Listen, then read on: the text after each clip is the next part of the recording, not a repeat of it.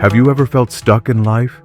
Like you're just going through the motions day after day, following the same routines, thinking the same thoughts? As if you're trapped in an invisible loop that you can't seem to break free from?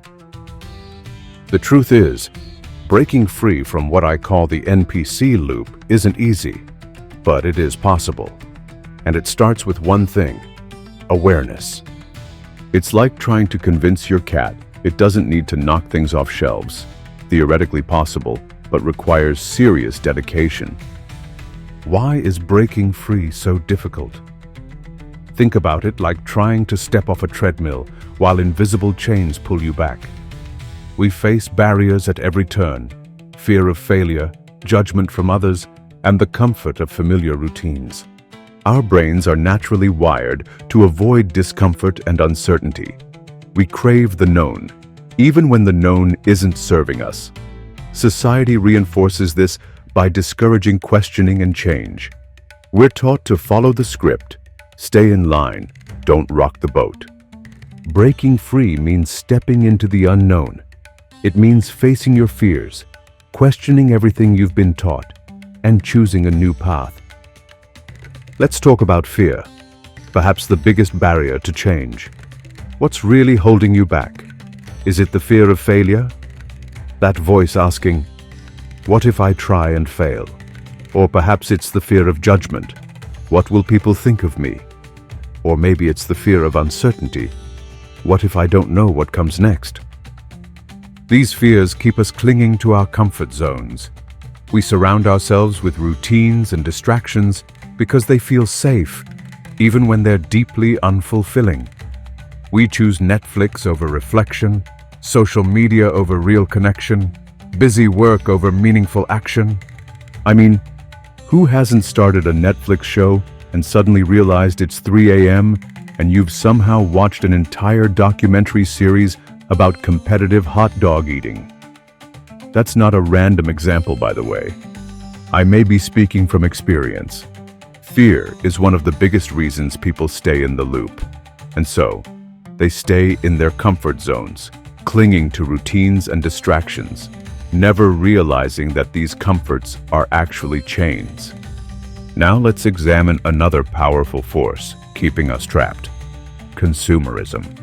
Look around at how we're constantly bombarded with messages to buy, upgrade, and consume. We're told that happiness is just one purchase away. Consumerism exploits our insecurities and keeps us distracted.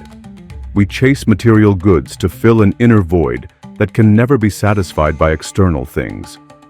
We prioritize external validation over inner fulfillment. The result? A cycle of desire and dissatisfaction that keeps us trapped. Think about it. How many times have you bought something hoping it would make you happy, only to find that feeling fading within days? My closet is basically a museum of things that were going to change my life. Exercise equipment that now functions as an expensive clothes hanger. That juicer I was convinced would turn me into a health guru. Spoiler alert, it didn't. Turns out buying a yoga mat doesn't automatically make you flexible. Who knew? That's the trap. Consumerism keeps us chasing things we don't need, distracting us from what really matters. And the result? A life that feels busy but empty. For centuries, spiritual traditions have offered insights into this very problem. In Vedanta, there's a concept called Maya, the illusion that blinds us to the truth of reality. Buddhism speaks of spiritual sleep, the idea that most people are asleep to their true nature. These traditions teach us that to break free, we must first awaken to the truth. We must see beyond the illusions that keep us trapped. This awakening begins with awareness, noticing the patterns, questioning the scripts, and recognizing the unconscious ways we limit ourselves. It also requires letting go, releasing our attachment to desires and fears that keep us bound to old patterns. This isn't about denying our humanity, but about freeing ourselves from unconscious reactivity. So how do we actually break free? Let's get practical. First, cultivate awareness. Start noticing the patterns in your life. When do you feel like you're on autopilot? What triggers your fear responses? What societal scripts are you following without question? Try keeping a journal. Write down your thoughts, feelings, and behaviors. Look for patterns. Ask yourself, why am I doing this? Is this truly my choice, or am I just following programming? Second, limit distractions. Our world is designed to keep us distracted and consuming. Try a digital detox, even just for a few hours. Turn off notifications. Create space for silence and reflection.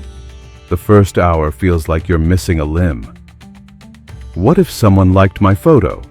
What if there's breaking news about anything? By hour 3, you remember books exist and that the sky is actually quite interesting to look at.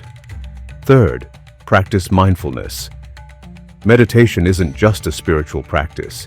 It's a practical tool for breaking free from unconscious patterns. Even 5 minutes a day can help you develop the awareness needed to recognize when you're in the loop. Fourth, question everything. Challenge your assumptions about what you should do or be. Ask yourself, whose voice is this in my head? Is it really mine?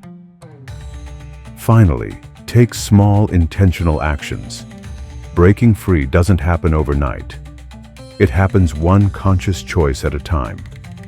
Choose one area of your life where you feel stuck and take one small step toward change. Breaking free requires courage. It means stepping into the unknown, facing your fears, and embracing discomfort. It means being willing to let go of who you thought you were to discover who you truly are. Remember that growth happens at the edge of your comfort zone. Each time you choose consciousness over autopilot, you strengthen your ability to live authentically. The rewards of this journey are profound: freedom, purpose, and genuine connection with yourself and others.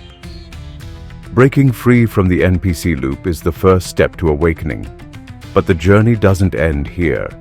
In our next video, we'll explore the role of the ego and how it keeps us trapped in unconscious patterns. The question is, are you ready to take the first step? Don't worry, I'm not expecting you to immediately sell all your possessions and move to a mountain cave. Though if you do, please send a postcard, assuming caves have mail service. Are you willing to wake up from the dream and discover what lies beyond the loop? The choice, as always, is yours. But now, at least, you're making it consciously. That matters.